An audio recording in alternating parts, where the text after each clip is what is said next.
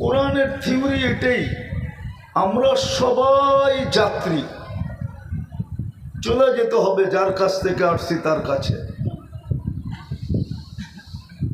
কিন্তু একটা ছোট প্রশ্ন হলো আমাদের সবার প্রস্তুতি কতটুকু। এটাও তো সত্য, দুনিয়া আজকে এত উন্নত টেকনোলজিতে এখন পর্যন্ত ওই মেশিন বিজ্ঞানের কাছে আসে নাই যে টেস্ট করে বলে দিবে কে কখন যাবে। আজ পর্যন্ত আসে নাই, আসবেও না কোনোদিন। এটাই চির সত্য, কোনোদিন এই মেশিন আল্লাহ বিজ্ঞানের হাতে দিবে না যে টেস্ট করে বলে দিবে কে কখন যাবে। যেই কোনো মুহূর্তে চলে যেতে পারি।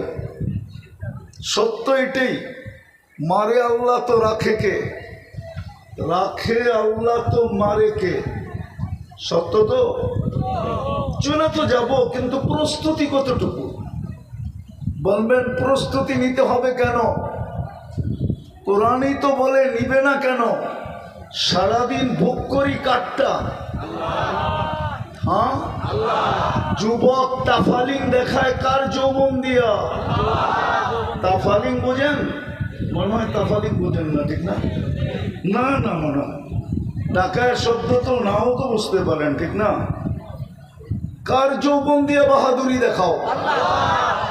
রূপসী কার রূপ দিয়ে বাহাদুরি দেখায়? শিক্ষিত মানুষগুলা গৌরব করে কার দেওয়া শিক্ষা দিয়া?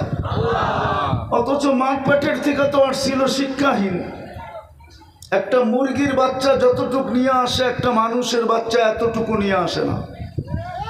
মুরগির বাচ্চা ডিমের থেকে বাহির হইতে দেরি, চিকচিক মুরগির ভাষায় কথা বলতে দেরি করে না, খাদ্যকে চিনতে দেরি করে না, দুশ্মনকে চিনতে দেরি করে না, মার ডাকে সাড়া দিয়া নিজেকে ডানার নিচে সুরক্ষিত করতে দেরি করে না। মানুষের বাচ্চা তো বিলকুল অজ্ঞ আসে। আল্লাহই তো বলে কুনতা জাহিলা ফাআল্লামতু, তুই মার পেটের থেকে অজ্ঞ আসছিলি, তোকে আমি শিক্ষা দিছি। কুনতা যায়ীফা ফাকাওয়াইতু, মার পেটের থেকে বিলকুল দুর্বল আসছিলে, আমি তোমাকে সুঠামত্ব দিছি। কুনতা সগীরা ফাকাব্বারতু, মার পেটের থেকে তুমি বিলকুল ছোট আসছো, তোমাকে আমি বড় করছি আমি। কুনতা মিসকিনা, মার পেটের থেকে তুমি নিশ্চয় আসছিলে। ফালা লাকা সিন্নুন তাক্তা, দাঁত ছিলই না, কোত্থেকে কাটবে। ওয়ালা লাকা লিসানুন তানতিক, জিহ্বা ছিল কিন্তু বাকশক্তি ছিল না, কোত্থেকে বলবে। ওয়ালা লাকা উযুনুন তাসমা, কান ছিল শ্রবণ শক্তির কার্যকারিতা ছিল না, কোত্থেকে শুনবে। ওয়ালা লাকা আইনুন তানদুর, চক্ষু ছিল কিন্তু দৃষ্টিশক্তির কার্যকারিতা ছিল না, কোত্থেকে দেখবে। ওয়ালা লাকা আকলুন তুমাইয়িজ, মগজ তো ছিল কিন্তু ভালো মন্দ বোঝার ক্ষমতা তো ছিল না, কোত্থেকে তুমি ভালো মন্দ বুঝবে।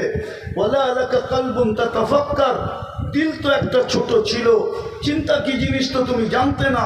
ওয়ালা লাকা ইয়াদুন তাবতিশ, হাত তো ছিল, ধরার ক্ষমতা তো ছিল না। ওয়ালা লাকা রিজলুন তামশি, পাও তো ছিল, চলার ক্ষমতা তো ছিল না। আলাইসা কাযালিক, আল্লাহ বলে এরকম কি ছিল না? কে তোমাকে স্বয়ং সম্পূর্ণ করলো? যুবক, তোমাকে যৌবন দিয়া কে ফুটাইলো?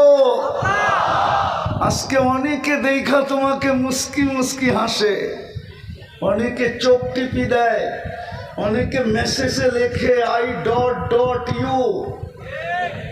তুমিও কাউকে ফুলের 14 তারিখে ফুল দাও, হোটেলে নিয়ে খাওয়াও, পার্সেলও দিয়া দাও, আবার লেখো জীবনে একবার হলো আমার একটু লেখা পাঠাও I.ইউ।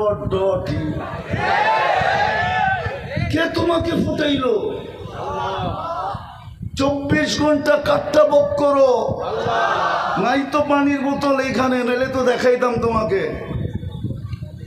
এই যে পানির বোতল, যদি অক্সিজেন কিনতে হইতো পানির দামে 30 টাকা লিটার, তাইলে ডেলি 16,500 টাকা বিল দিতে হইতো।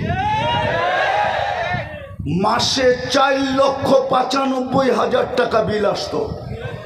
যদি বাংলাদেশ সরকার বিদ্যুতে ফ্রি পেড লাগাইতে পারে কার্ড সিস্টেম করতে পারে, যতক্ষণ কার্ড আছে টাকা আছে কার্ডে ততক্ষণ বিদ্যুৎ চলমান, টাকা শেষ বিদ্যুৎ অফ। আল্লাহ তো করতে পারতেন যে যতক্ষণ টাকা ভরা থাকবে অক্সিজেন চলবে, নাইলে অফ। তাইলে তো এই রোডেই ডেলি হাজার হাজার শ্রমিক পাওয়া যেত, পড়া আছে রাস্তার ভিতরে। কেউ যদি জিজ্ঞাসা করতো এত মানুষ রাস্তায় পড়া আছে কেন, বলে অক্সিজেনের বিল দিতে পারে না, এই জন্য পড়া আছে, অক্সিজেন বন্ধ। সারাদিন কাঠটা বুক করি, কথা লম্বা হবে না, অল্প কথায় বুঝলেই জীবন চেঞ্জ হয়ে যাবে, নাইলে কালকে কিন্তু প্রশ্ন উত্তর সম্মুখীন হতে হবে।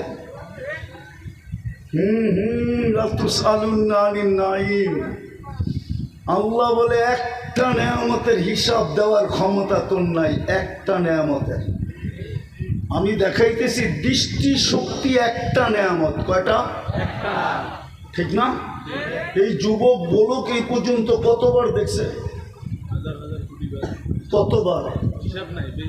হ্যাঁ, মিলে দিতে পারবা? হ্যাঁ, কতবার দেখছি, কত জিনিস দেখছি। ও যুবক, তুমি দেখলেই তো 26 কোটি ক্যামেরা ব্যবহার হয়, দুই চোখে 26 কোটি ক্যামেরা, 13 যখন যুবকরা দেখে তো 26 কোটি ক্যামেরা ফিট করে দেখে। ফিট করতে দেরি, ডানা ঝরা যেতে দেরি হয় না। এই যদি তো কয় যুবকরা ডানা কাটা, ও ডানা থাকবো কোত্থেকা? তুই 26 কোটি ক্যামেরা লাগায় দেখস, তোর ডানা থাকে কোত্থেকা? ফ্রিকোয়েন্সি আছে না?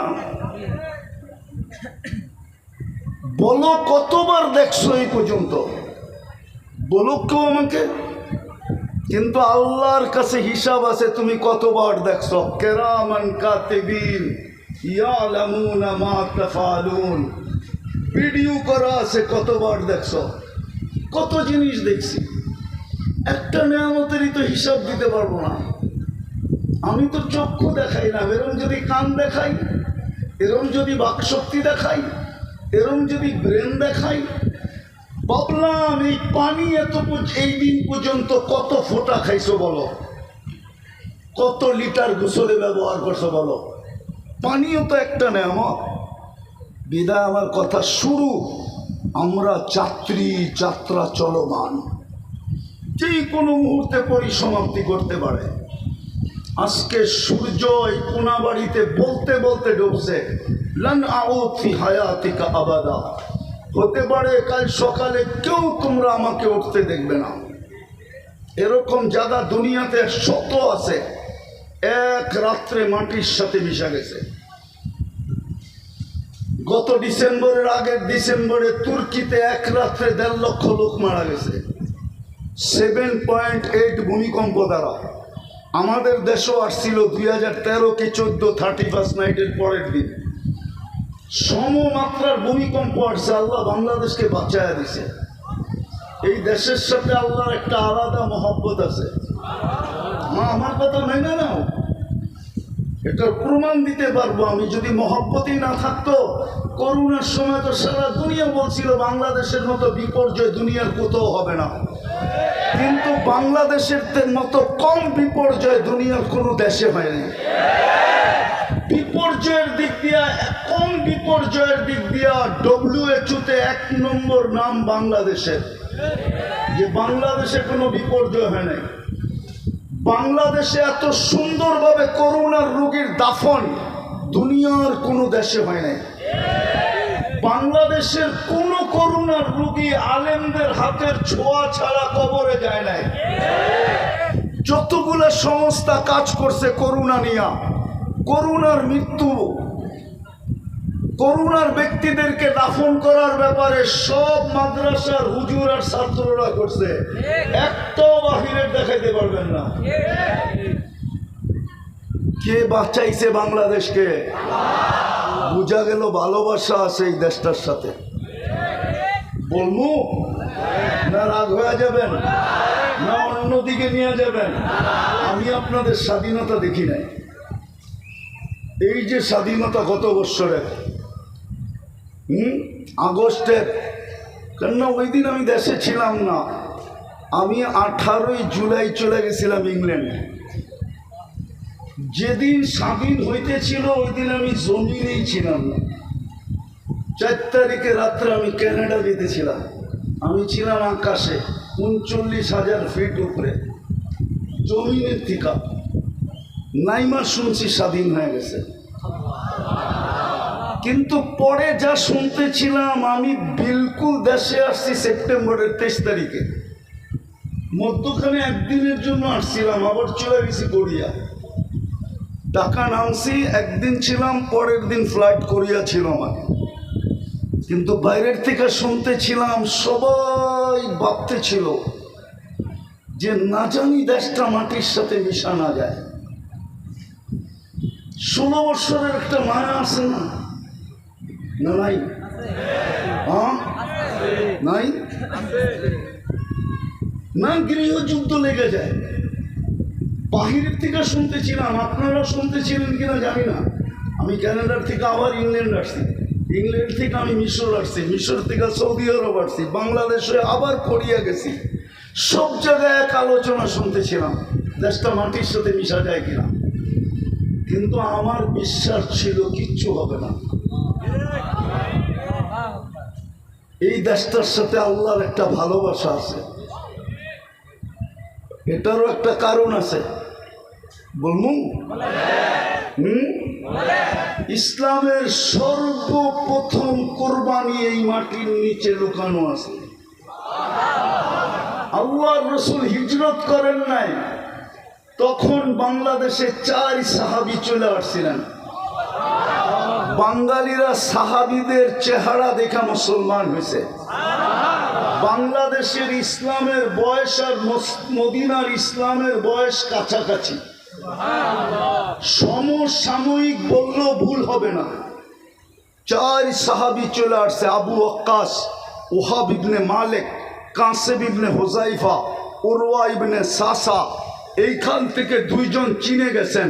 আবু ওয়াক্কাস রাদিয়াল্লাহু তাআলা আনহুর কবর চীনে, ওহাব ইবনে মালিক রাদিয়াল্লাহু তাআলা আনহুর কবর মঙ্গোলিয়ার বর্ডারে। কিন্তু 2 জনের কবর ইতিহাসবিদরা বলে এই মাটির নিচে। এই জন্যই মাটির নিচে একটা আধ্যাত্মিক শক্তি লুকানো আছে। একটা কথা বলেই ফেলি, মিডিয়া দিয়ে চলে যাবে। এই মাটি নিয়ে যারা খেলতে চায় না, এই মাটির বৈশিষ্ট্য হলো বেশি দিন খেলতে দেয় না। হয়তো মাটি তাকে কিক মেরে দেয়, কিক, ঠিক বুঝেন? হয়তো বোল্ড আউট করে, নাইলে রান আউট করে, নাইলে ক্যাচ আউট করে, নাইলে ছক্কা মাইরা বাউন্ডারির বাহিরে করে। এটা হলো এই মাটির বৈশিষ্ট্য।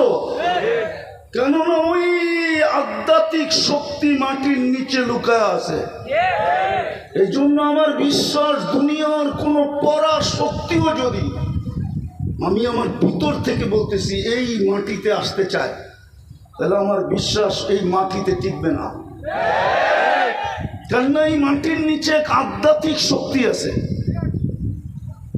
যেটা ইতিহাসের পাতা খুঁজলে পাওয়া যায়।